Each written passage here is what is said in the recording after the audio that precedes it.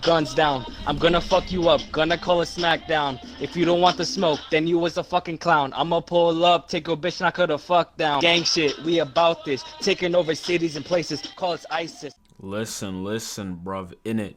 Just got done watching The Manly Men. What's up, good humans? This was No, just. Ex-criminals. My relationships have suffered since being convicted. 3, 2, They probably have. go.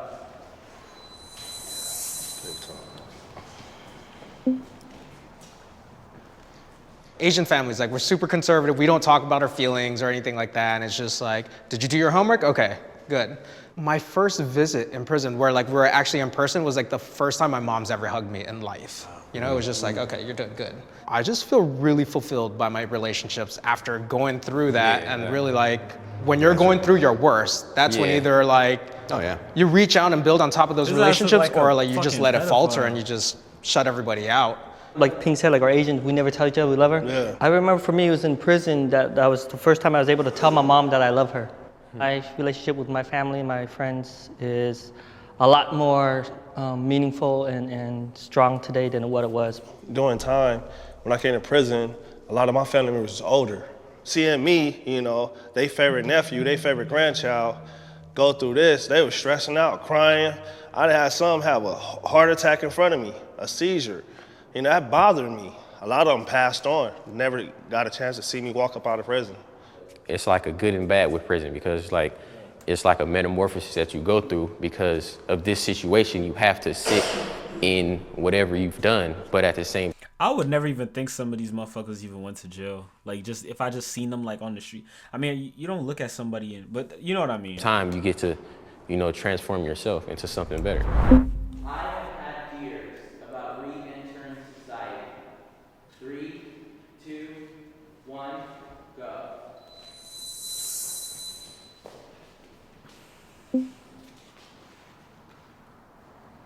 I've been out a little over 2 weeks, and the process has been a little easier than what I thought it was going to be. I'm just ready to get the ball rolling. I'm 43. I don't have no time to be playing, so I'm kind of like on it right now. And I know it's going to be struggles. I know it's going to be challenges, but I'm prepared for that too. Over 25 years. Damn. I wasn't fearful just because like I had a Damn. set date. I went in, I was married, so the plan was like, we're gonna do this, do this, do this. So I was just fortunate that I did have people around me, and even in prison, I had people around. That girl cheated, bro. I ain't gonna lie. No, you know, let me not say that. 9 times out of 10, she did though, but I mean. Around me that were like, shit, my bad. you know, you can get out and do this. There was always options. I never felt helpless. I was terrified of getting out of prison. I went in at 19 and got out at 33. I know exactly all my friends who are now aerospace engineers and doctors and everything. I'm like, I have no work experience. I have nothing to put on my resume. I have no job, you know, prospects. What if I fail and my family has to continue taking care of me? It scared the crap out of me, more so than staying in prison. I knew that prison messed me up. Listen, man, everybody deserves a second chance, man. Everybody deserves a second chance. Just a second chance, that's it though. Just a second one. After that, yeah, I ain't gonna lie, man. Yeah, you on your own, man. But everybody deserves a second chance, though. Like mentally, like just day in and day out of them telling you that you have no value and you're nothing. I knew that was like in my brain. But I think you've done the most of that fear though. Look what you've done now since you've been home. So I think you've done good for yourself. Thank you. So we got good outlook. The punishment I received fit the crime I committed. 3, 2, 1, go. Let's see what these niggas did. It was 6 of us on my case, and they gave us all 6 the same charge. You just gotta take full responsibility. This is what they say you're guilty of, this is what your charges is. Even though I didn't pull the trigger, even though I didn't do all the other things that other people did, it was like, you know, all 6 of us go commit a crime, but all 6 of us didn't participate. But all of us got charged the same thing. Was it vengeful? Damn. Yeah, they shouldn't have did it like that then. They shouldn't have done it like that. Whoever pulled the gun, my nigga, that's the nigga that gets the most time, bro. Like, what the... This nigga's like 3 he said? So this nigga was born in like the 1970s, and he probably went to jail in like the 80s.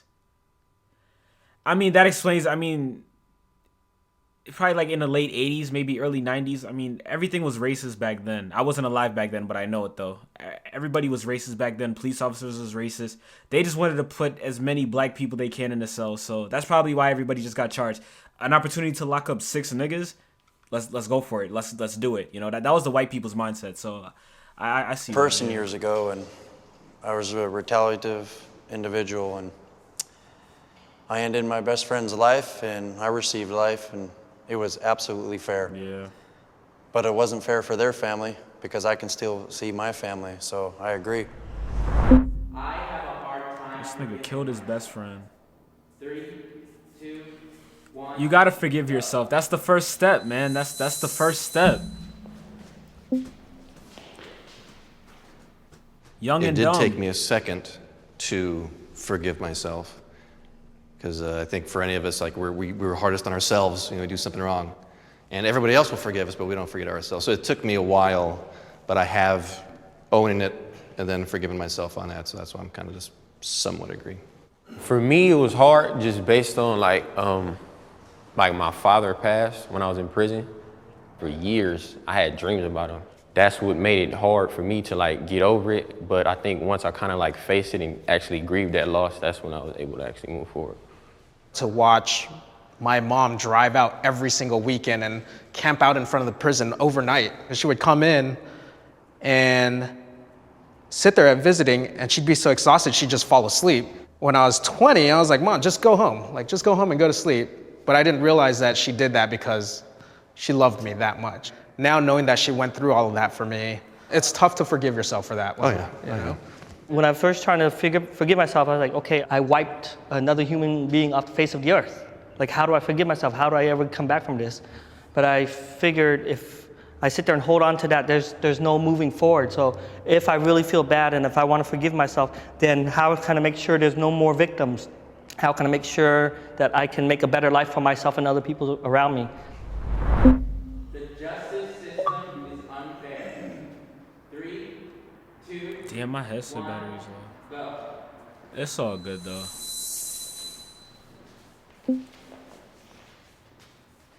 Like for me, it goes down to like history. Basically, the first sheriff's badge was the slave patrol. So coming down that line from slave patrol to the chain gang to mass incarceration. So like the justice system, I somewhat agree that it's like, because it was created to do what it does. It's doing what it's supposed to. It wasn't made for me or by me, so it does its function as far as I'm concerned. The justice system is, based on how the prosecutor can bolster his success rate in court, because that's how they get into private practice, right? It's sort of like our political system. They're not gonna go for, soft on crime laws because they don't get elected into the next, term. Same thing with the prosecutors. They're not gonna, try a case where they're not so sure about, or they're gonna like stack their case against you because they wanna bolster their success rate so that they can get into private practice and make even more money. You're right, because two people with the exact same charge, depends whether they have public defender or paid lawyer, different outcomes. Public defender. I'm gonna say no. I'm gonna say it can be a no. Yo, bro, Netflix. Go on Netflix, and if you haven't watched it, go watch Now They See Us. It's about the Central Park 5, something that took place in 1989. When They See Us on Netflix, and you'll see why it's unfair. Like, just Paid lawyer, county that you got arrested at, state you got arrested at. Like, I mean, Race. you go across the border, it's And completely. race, too. You can do from like 2 years to a life sentence on any charge. Besides those that are innocent, and I do agree with a lot of things he said, when this first came about, I used to tell some of my friends, oh, it's my attorney's fault I got 25 to life. Well, it's my upbringing when I got 25 to life. But I realized that laws were in place and justice system to protect society and our own families as well. I didn't put the gun in my attorney's hand. I didn't put the gun in the judge's hand or the jury. I'm the one that put myself in that. And when I got the 25 to life, I understood and I accepted. You fucking killed your best friend, my nigga. What do you mean it's... Yeah, this guy... Yeah, his backstory, it seems very interesting. Like, this... I think this nigga was, like... He probably did, like, cocaine, heroin, all types of shit, bro. I'm not even gonna lie. Like, he probably was not right in the head at all. I don't... Yeah. I totally respect your viewpoint. I just feel like it's two separate issues. You know, like, I take responsibility for it. I still don't think the game's fair, right? Like, they lock us up away for years, don't provide any way for us to really better ourselves. And then on your release date, here's $200, get out of here, don't get in trouble again. Like, I have no idea how to find a job. I have no idea how to cope. I have no idea how to process, you know, my mental state and my emotional state. I was lucky enough to have support, but there are a lot of people we know, like, they're paroling Homeless. under a bridge. You know, it's like, what is the system doing for them? I never thought I would live to this age. 3, 2, 1, go. I want to know what they gonna say.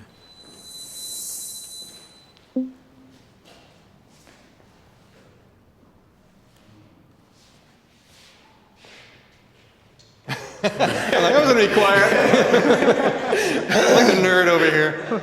I mean, I had all those fears. My family's like, just keep your head down. Everyone's like, don't say what you're in for. And I'm like, I'm in for fraud, you know. And I just kept my head low. I'm like, that's it. So I basically knew I was coming home. But it was an adventure. Hell yeah, his ass seemed like he was rolling up in casinos and shit. Hell yeah. And that nigga, he would take the dirty money and then you know saying take it to the casinos and clean that shit and get some clean money in. And hell yeah, his ass, yeah, and then some. Yo. A lot of my friends died as teenagers. Did y'all hear 16, that? 17 years old. All right, matter of fact, since my mic is about to die, let me put it on the. Oh, I can hear it now. All right, let's reset. Teenagers, 16, 17 years old. The area I grew up in, you know, it was, you know, you didn't even live to see 21. You see, bro, that's really how the shit be, bro. It's all about how you were raised, where you grew up in, and it's like poverty, you know what I mean? Just people growing up poor already, and they're just like, shit, I'm just gonna steal this, and then it starts small with little things, then it just builds up bigger, and then... No friends that I grew up with playing Pee Wee League, all that, they're all gone. So my mother looked at this as this is what saved me.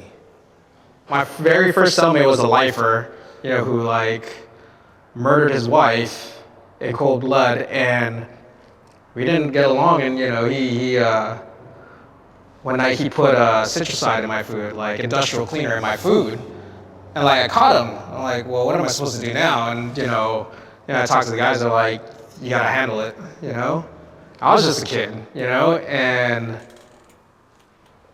There were definitely times where I didn't think I was going to make it out. That's the biggest fear, is getting stabbed for somebody else messing up, and then, or the cops just shooting and then missing or hitting us.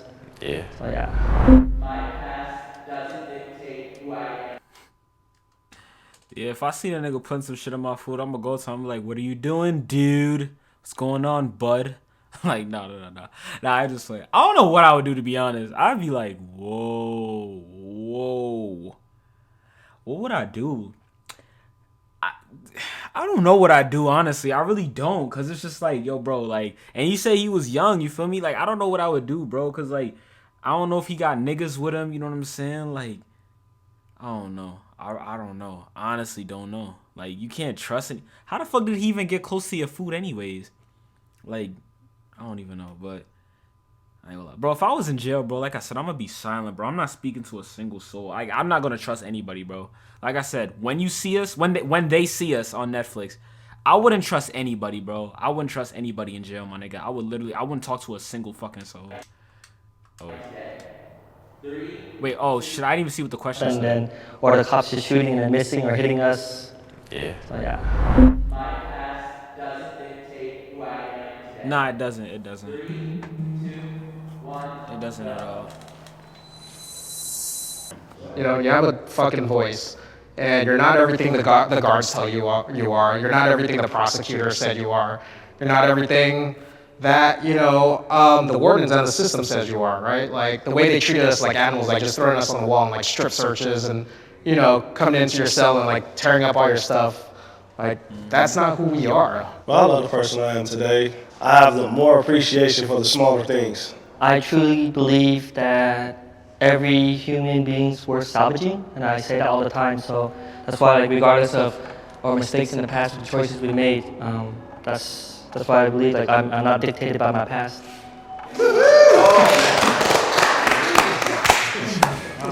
Yeah, I appreciate it. I'm ready to.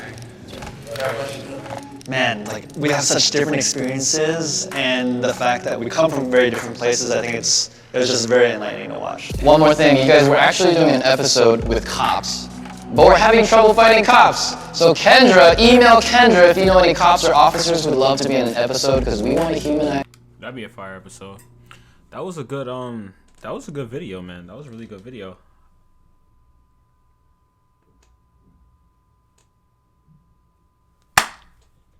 If you ain't with me, just step. I'm on the run. Nigga ain't talking about track. Just like that. Carry the swag on my back. These niggas is capping the line. Niggas is capping the checks.